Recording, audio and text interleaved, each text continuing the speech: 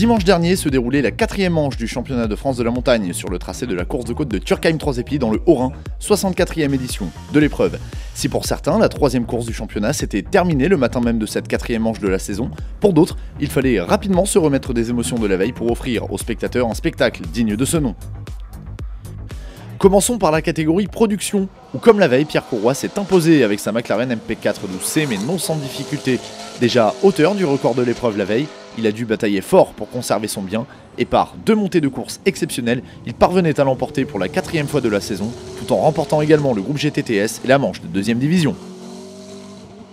Ouais, alors aujourd'hui, dès les essais, j'étais déjà à 1 seconde de mon record d'hier, donc je savais qu'il y en avait sous la pédale, donc on a tout donné dès la première montée de course. Les conditions étaient idéales aujourd'hui tout au long de la journée, donc on a réussi à aller chercher un nouveau record. Je ne pensais pas aller améliorer autant. Finalement, on a fait une grosse amélioration de plus de 2 secondes de l'ancien record, donc vraiment une journée top avec une nouvelle victoire qui nous conforte au niveau du championnat, donc c'est top. Ronald Garcès a donné du fil à retordre à Pierre Courroy. Le pilote originaire du Sud-Ouest a tenu pendant quelques instants le record du tracé avant que Pierre Courroy ne le reprenne quelques secondes plus tard. C'est dire à quel point il fallait compter sur le pilote de l'Audi R8 LMS le week-end dernier, qui termine en parallèle 2e de la manche de 2e division.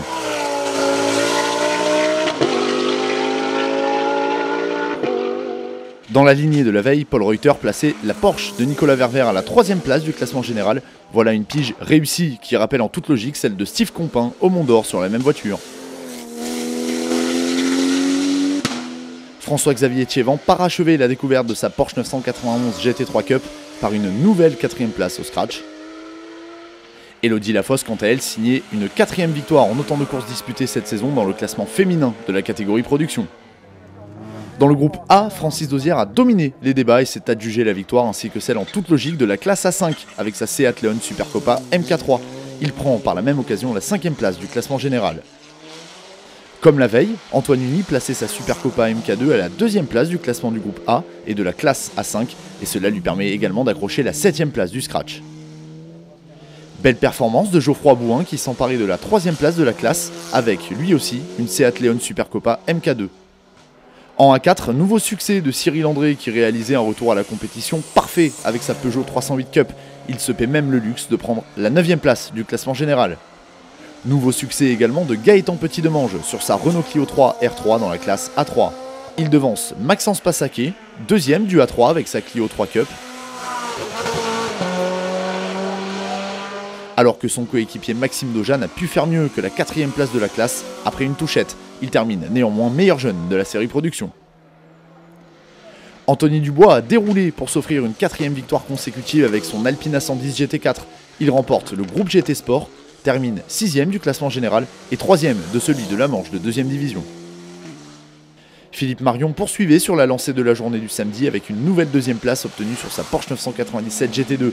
Le francilien s'empare également de la 10e place du scratch. Sébastien Lemaire s'est vengé de la veille en remportant le groupe N ainsi que la classe FN4. Au volant de sa BMW M3 E36, il remettait les pendules à l'heure et plaçait Pascal 4 et sa Mégane RS à la 2e place du groupe. Dans la classe FN3, c'est Jean-Noël Claudepierre qui imposait tout en haut de la feuille des temps sa Honda Civic Type R. Après une 3e place la veille, Alexis Laurier concrétisait son week-end au volant de sa Renault Clio Williams en prenant la 2e place de la classe. Encore un joli coup réalisé par Mathieu Noué malgré un cardan cassé dans la première montée de course. Le Normand remportait le groupe FC et prenait la 8e place du scratch. Christian Boulanger n'a fait qu'une bouchée de ses concurrents en F2000 où il s'impose pour la 4e fois de la saison au volant de sa redoutable Renault Clio RS. Même si cela n'était qu'un one-shot, Stéphane Garcia n'a pas loupé le coche et s'impose pour la 2e fois du week-end en GTTS 2 avec sa Peugeot RCZ Cup. En GTTS 1, Jean-Marc Tissot imposait à nouveau sa Midjet au sommet de la feuille des temps de la classe. Et il devance 2 pensionnaires du Team ANS. Tout d'abord Enzo Chiocci qui termine 2e de l'épreuve et Jean-Michel Lestienne qui clôture le podium du GTTS 1.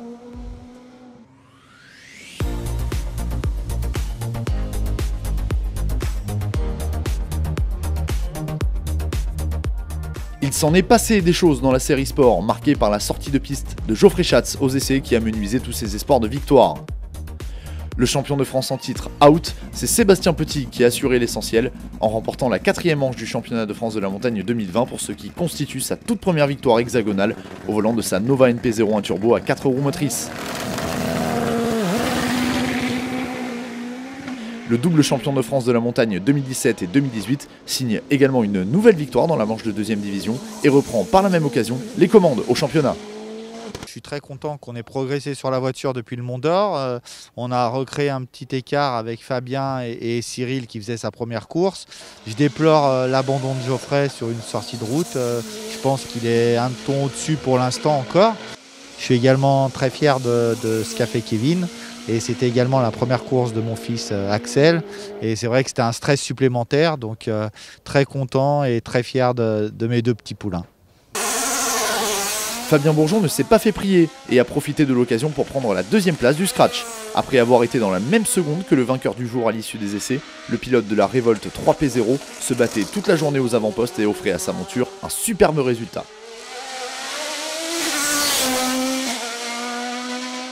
Cyril Frantz non plus n'a pas manqué l'occasion et après un chrono très proche des leaders aux essais, il a assuré la 3e place du classement général au volant, rappelons-le, d'une toute nouvelle voiture, une Osella PA30 Turbo, dont le moteur a été préparé par Pipo Motors. Un beau retour sur la boîte pour le pilote du Doubs. Comme la veille, David Meillon prenait la 4e place du scratch ainsi que la victoire dans le groupe CN. Il devance le Slovène Patrick Zajelnik, sa Norma M20 FC motorisée par un V8 issu de la Formule 3000. Il est 5e du général. Belle performance également du pilote allemand Alexander Inn au volant de son Osella PA30. Il prend la 6e place du classement scratch. On prend les mêmes et on recommence en CN2 puisqu'Étienne Pernot s'impose à nouveau comme la veille. Le pilote originaire d'Ornans dans le Doubs terminé 7e du classement général et meilleur jeune de la série Sport. Il devance à nouveau Maxime Kotler, le pilote originaire du département de l'Ain qui au volant de sa Norma M20 FC 2 litres s'emparait de la 9e place du scratch ainsi que de la 3e place du classement général en 2e division. Alban Thomas signait un nouveau podium de classe après celui obtenu la veille, il termine 3e du CN2. Yves Tolly est bel et bien le patron du CM au volant de son speedcar, il s'imposait à nouveau dans la classe.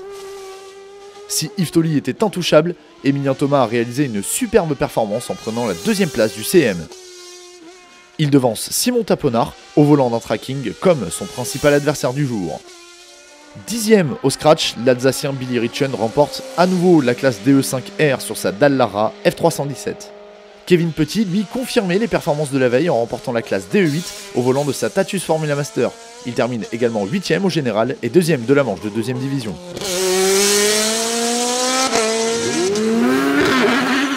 Cindy Gudet a eu très chaud après avoir vu sa monture décrocher à plus de 200 km/h en ligne droite, mais son coup de volant lui permet de prendre la 2e place de la classe ainsi que de terminer meilleure féminine de la série Sport.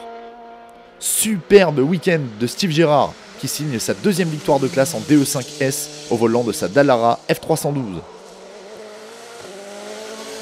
Le pilote du team Helium Racing devance à nouveau le nordiste Fabien Ponchant. Et Ludovic Cholet qui s'offre une très jolie 3e place dans l'ultime ascension du jour. Sébastien Godot triomphait également dans la classe DE1 au volant de sa Dallara. Alors qu'Alexandre Boll remportait lui aussi à nouveau la classe DE7 avec sa Formule Renault, et ce pour la 4e fois de la saison. Prochain rendez-vous dans le Gard pour la 50e course de côte de Bagnols-Sabran, 5e et 6e manche des championnats de France de la montagne 1re et 2e division les 3 et 4 octobre 2020.